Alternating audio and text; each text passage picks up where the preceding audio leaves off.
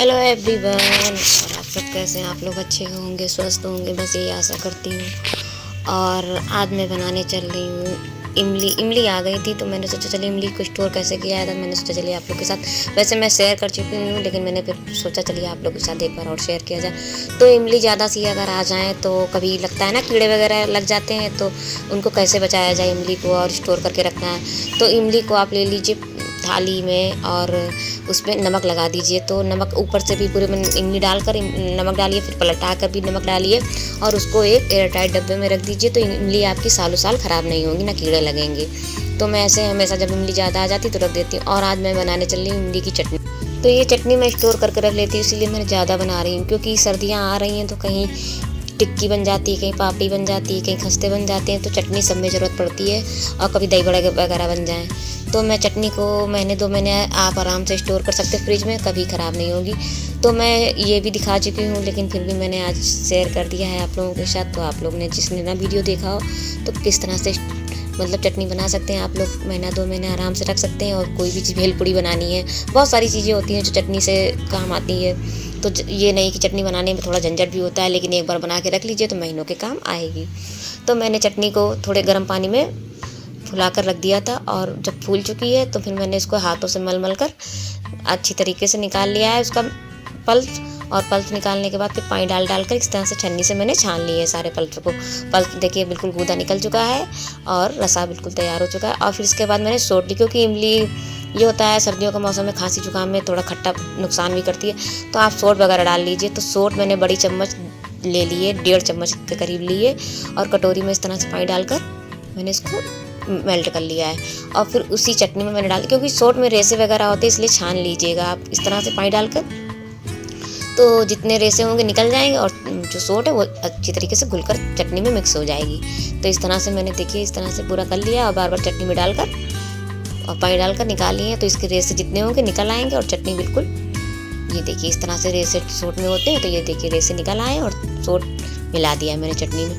तो बड़े भगोने में लिया है क्योंकि चटनी खोल के अभी आधी हो जाएगी, तो इसलिए मैंने ज़्यादा भी मुझे बनानी है। और बड़े भगोने में, ये छोटे में पूरी भर चुकी थी तो खोलने में फिर कहाँ जाती, तो मैंने बड़े भगोने में ले ली कि इतनी जगह तो खाली रहे। और ये भेली मैं आपको दिखा रही थी, तो इतनी भेली मैंने 3 भेली के हिसाब से मैंने गुड़ लिया है। तो 1 भेली, ये 2 भेली के हिसाब से ये गुड़ होगा, तो 3 भेली मैंने गुड़ डाल दिया है और चढ़ा दिया गैस पे। तो गैस पे चढ़ा दिया और ये खोलती रहेगी और बाहर के काम जितने भी है मेरे होते रहेंगे। और ये देखिए चाय नाश्ता किया था तो बर्तन पड़े थे और ये चटनी हो ही रही है तो मेरे सारे। और इधर जब देखा तो सिलेंडर भी ख़त्म हो रहा था, चाय चढ़ी थी तो देखा सिलेंडर भी ख़त्म हो चुका। तो फिर मैंने अंशु को बुलाया तो अंशु सिलेंडर लेकर आए। 2 सिलेंडर हैं तो 1 सिलेंडर भरा रखा हुआ होता है तो तुरंत लग जाता है, नहीं होता है तो फिर ले लेते हैं किसी से। तो ये सिलेंडर लगा लिया है मैंने। और चटनी और चाय चढ़ी थी तो चाय तो लुढ़का के थोड़ा सिलेंडर बना ली है, लेकिन चटनी में तो टाइम लगेगा ना, तो मैंने सिलेंडर बदल लिया। अभी खाना भी बनाना है और इधर सिलेंडर लगा लिया था तो आटा भी ख़त्म था, तो आटा भी आ गया था। तो फिर मैंने सोचा चलो आटा की बकेट में आटा भर लिया जाए। तो आटा कल ही रात को आ गया था तो मैंने भरा नहीं था अभी। तो बकेट क्योंकि धोनी थी, मैं जब आटा की बकेट खाली होती तो मैं इसको धो लेती हूँ। और इसको मैंने छत पे धूप में रख दिया तो ये सूख गई है, तो मैं इसमें आटा डाल के रख दूँगी।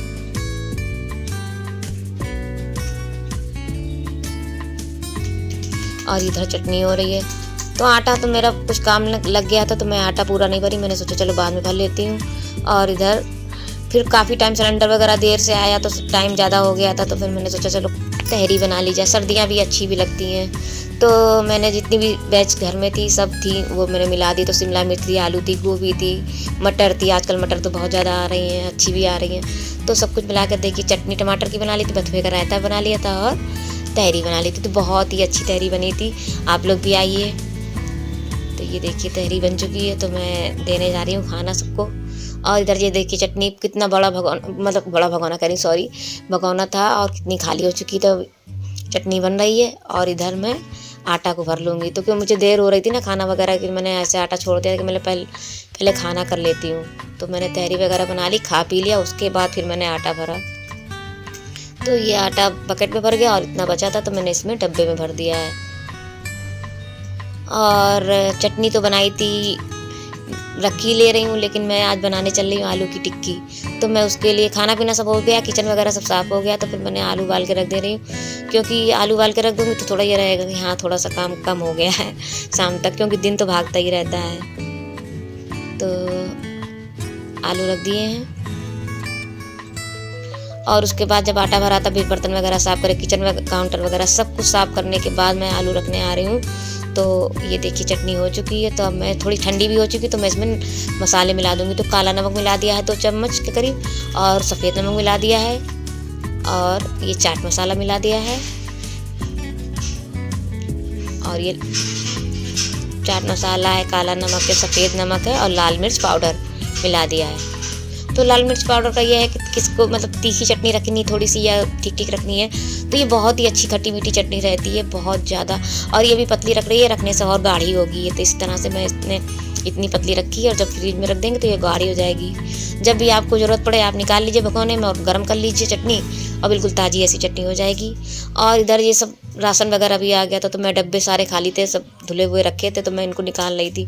तो आटा भर चुकी थी, तो मैं राशन ये सब भर रही थी कि राशन भर के भी रख दूँ, आलू वगैरह जब तक उबलेंगे तो मैं ये सब भर के रख दूँ।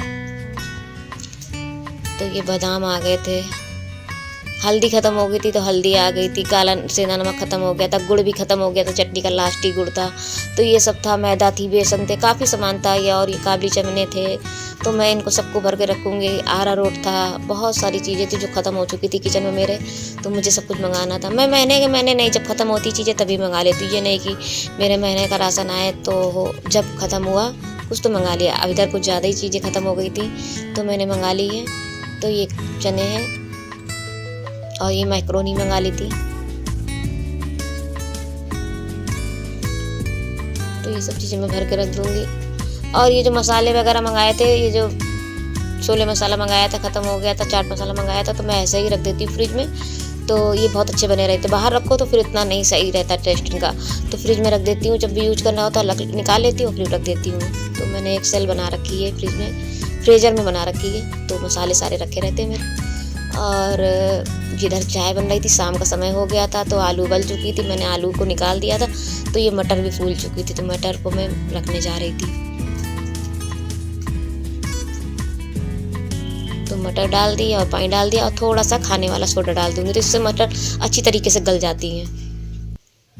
नमक ना सोडा हो तो आप नमक भी डाल सकते। और ये देखिए कुकर कितना ज़्यादा ख़राब हो चुका है, तो मैं गैस भी ख़राब हुई थी, कुकर भी ख़राब हुआ, मटर हो चुकी हैं लेकिन।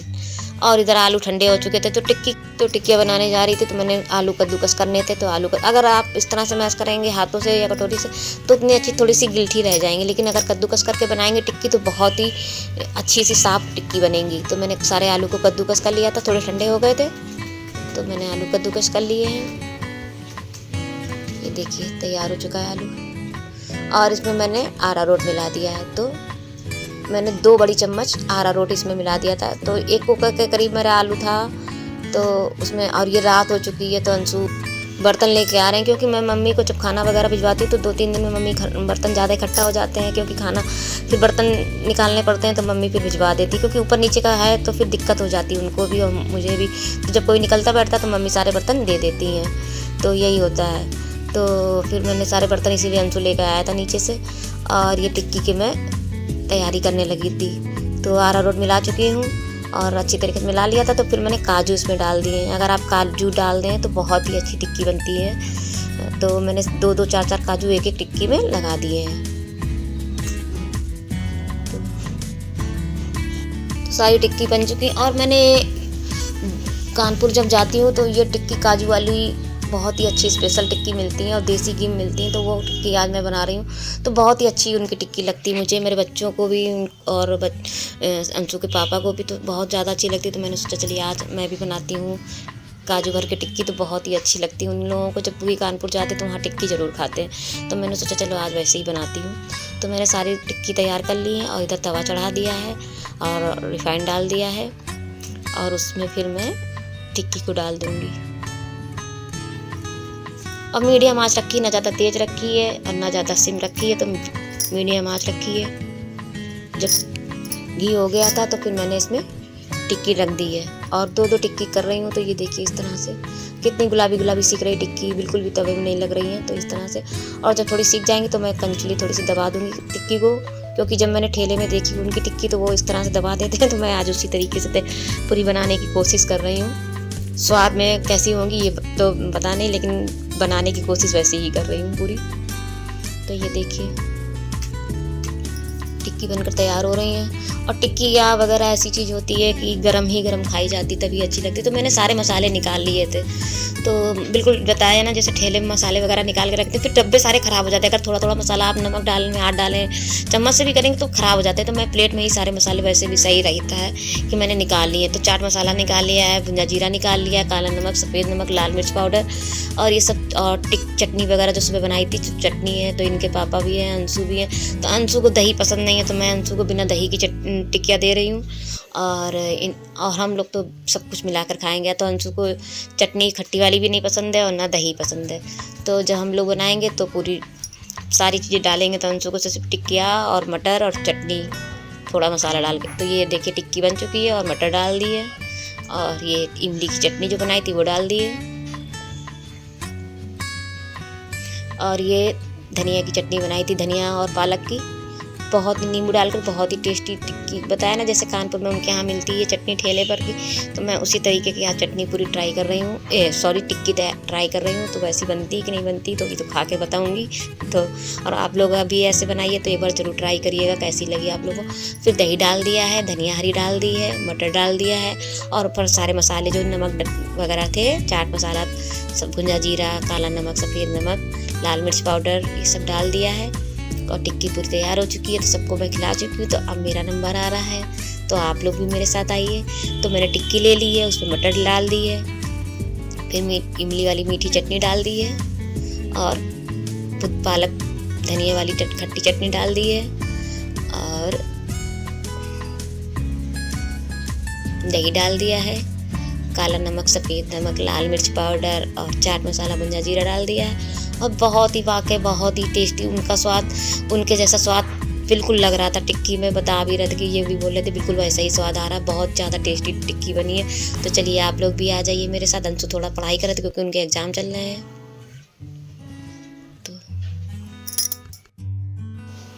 तो वाह, एक बार आप लोग भी ऐसी टिक्की ट्राई करिएगा। और आप लोग कैसे बनाते तो मुझे कमेंट में ज़रूर बताइएगा।